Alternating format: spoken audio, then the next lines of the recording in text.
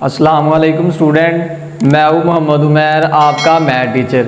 Student, आज मैं आपको एक इम्पॉर्टेंट चीज़ के बारे में बताता हूँ जो आपसे अक्सर जो मैथमेटिक्स के स्टूडेंट्स हैं उनसे क्वेश्चन किया जाता है, व्हाट इज़ पाई, कि पाई क्या होता है। तो आज मैं आपको पाई के बारे में बताता हूँ।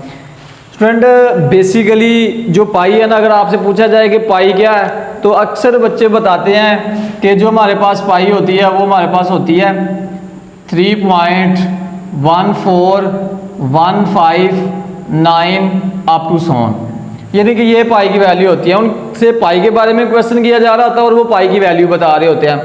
या कुछ बच्चे हमें बता देते हैं कि जो पाई है उसकी जो वैल्यू होती है वो 22/7 होती है। तो ये पाई की वैल्यू बता रहे, बेसिकली पाई के बारे में नहीं बता रहे होते, उसकी वैल्यू के बारे में बता रहे होते हैं। तो मैं आज आपको बताऊंगा कि पाई है क्या। स्टूडेंट, अगर मैं सपोज करूं कि ये मेरे पास एक सर्कल है, हम सपोज करते हैं कि ये मेरे पास एक सर्कल है और आपको पता है कि ये सर्कल का होता है सेंटर। इसको हम कोई भी नाम दे देते हैं, लेट्स सपोज मैं इसको नाम दे देता हूं ओ का। ये हमारे पास सर्कल का सेंटर है, इसको हम ओरिजिन भी बोलते हैं। अब हम यहां से ओरिजिन से हम यहां पर सर्कल के ऊपर किसी भी पॉइंट के ऊपर चले जाएं, वो हमारे पास क्या बन जाता है, रेडियस।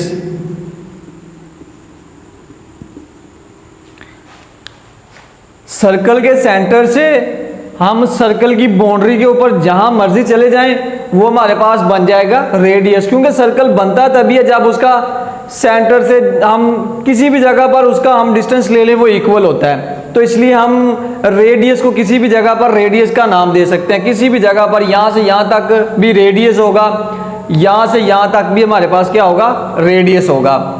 अब स्टूडेंट, ये तो हमारे पास आ गया रेडियस, इसको हम आर से रिप्रेजेंट भी करते हैं, आर से। अब एक साइड हमारे पास रेडियस है, तो यहां से यहां तक अगर मैं जाऊंगा इस साइड पे, अगर मैं यहां से दूसरी साइड की तरफ जाऊंगा यहां से यहां तक, तो ये भी मेरे पास क्या बनेगा, ये भी तो आर बनेगा ना, रेडियस होगा ना हमारे पास। जहां पर मर्जी चले जाएं, यहां से यहां चले जाएं तब भी रेडियस होगा, यहां से यहां आ जाएं तब भी हमारे पास ये क्या होगा, सर्कल का रेडियस होगा। अब स्टूडेंट, ये भी हमारे पास आ रहा है, ये भी हमारे पास आ रहा है। अगर मैं इन दोनों को ऐड करूं तो ये मेरे पास क्या बनता है, R plus R which is equal to हमारे पास बन जाएगा 2r।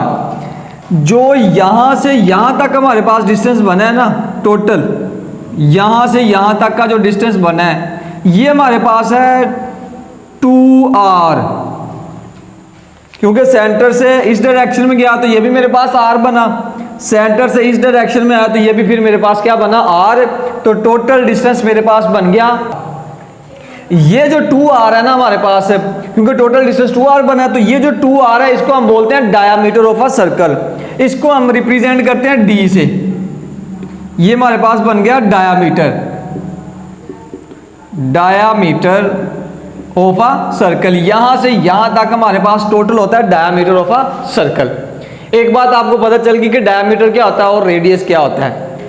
दूसरी बात, अगर मैं इस पॉइंट से स्टार्ट हो जाऊं, ये वाला जो मेरे पास पॉइंट है, यहां से मैं स्टार्ट हो जाऊं, दोबारा यहां पर ही मैं घूमकर आ जाऊं यहां से यहां तक, तो मैंने जहां से स्टार्ट किया था तो मैं दोबारा वहीं पर आ गया हूं। इसको बोलते हैं सर्कमफेरेंस ऑफ अ सर्कल। यहां से स्टार्ट करूं, एक चक्कर लगाने के बाद दोबारा मैं वहीं पर घूमकर आ जाऊं, इसको बोलते हैं सर्कमफेरेंस ऑफ अ सर्कल। इसको रिप्रेजेंट करते हैं हम c के साथ और इसकी वैल्यू हमारे पास होती है 2πr। Circumference of a circle हमारे पास होता है 2πr, और यहां पर r प्लस r किया, 2r बना हमारे पास, और ये जो 2r है ये हमारे पास किसके इक्वल हुआ, डायामीटर के। सर्कमफेरेंस और डायामीटर के बारे में आपको पता चल गया कि ये हमारे पास जहां से स्टार्ट करें वहीं पर घूमकर आ जाए तो हमारे पास सर्कमफेरेंस बनता है, और सेंटर से हम सर्कल के ऊपर किसी भी पॉइंट पर चले जाएं रेडियस बनता है। अगर दो साइड पे चले जाएं तो वो हमारे पास बन जाता है डायामीटर। अब मैं क्या करता हूं, मैं सर्कमफेरेंस ऑफ अ सर्कल को circum circumference of a circle को मैं डिवाइड करवा देता हूं डायामीटर ऑफ अ सर्कल पे।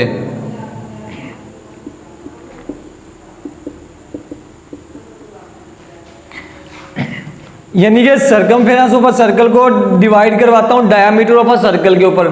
अब जो सर्कमफेरेंस ऑफ अ सर्कल है वो हमारे पास क्या है, 2 पाई आर।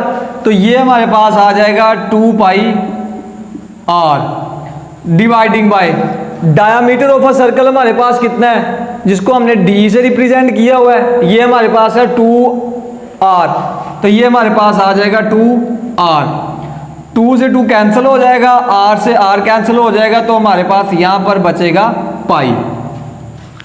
इसका मतलब है कि स्टूडेंट हमारे पास पाई क्या हुआ, if we divide the circumference of a circle by its diameter then it is equal to the pi. और पाई की हमारे पास जो वैल्यू होती है वो 3.14159 अप टू सोन होती है।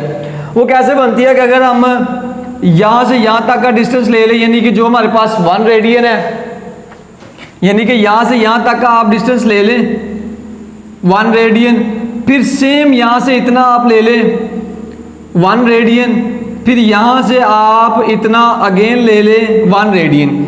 यानी कि ये वाला जो हमारे पास पॉइंट है, ये वाला भी 1 रेडियन है, ये वाला भी 1 रेडियन है, और ये वाला भी हमारे पास 1 रेडियन है। लास्ट पे ये जो हमारे पास पॉइंट बचता है ना, ये वाला इतना डिस्टेंस जो बचता है, ये वाला,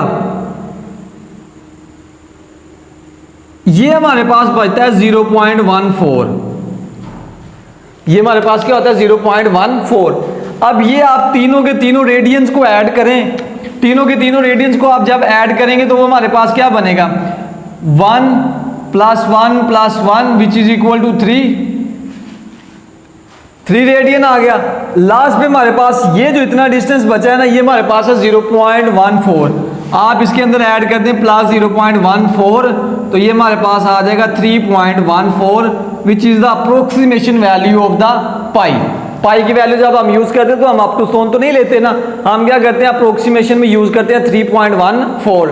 तो ऐसे हमारे पास ये बनता है कि अगर हम यहां से यहां तक का डिस्टेंस लें 1 रेडियन, ये वाला भी लें 1 रेडियन, ये वाला भी 1 रेडियन लें, तो लास्ट में हमारे पास जो थोड़ा सा डिस्टेंस बचता है वो हमारे पास होता है 0.14। और हम उस 3 रेडियन के अंदर 0.14 को ऐड करेंगे तो वो हमारे पास आ जाएगा 3.14 which is equal to the pi. और यही वैल्यू हमारे पास पाई है, तो यहां से हम पाई की वैल्यू यूज करते हैं 3.14159 अप टू सोन, क्योंकि हमने जब कहीं यूज करनी होती है तो हम अप्रोक्सीमेशन में हम इसकी वैल्यू यूज करते हैं 3.14। तो ये स्टूडेंट हमारे पास होता है पाई।